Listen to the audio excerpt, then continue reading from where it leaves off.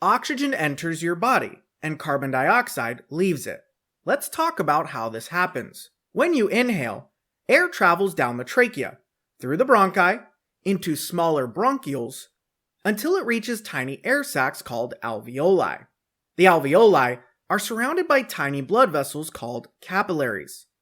This is where gas exchange occurs. The blood arriving at the lungs is low in oxygen, but is high in carbon dioxide.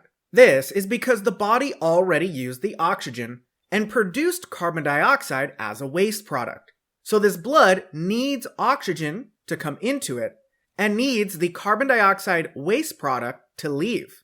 This will occur due to something called diffusion. Inside the alveoli is fresh air containing lots of oxygen. Right next to the alveoli is blood containing very little oxygen. Because of this difference, oxygen naturally will move from the alveoli into the blood.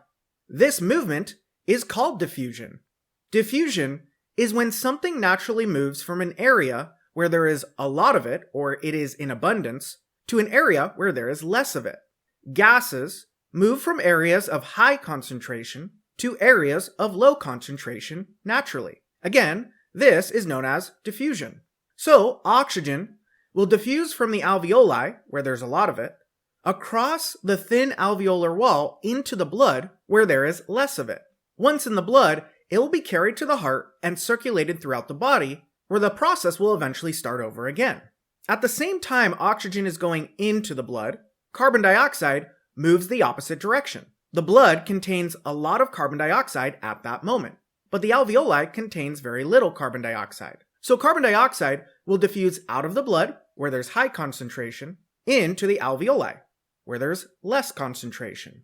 You will then exhale the carbon dioxide out.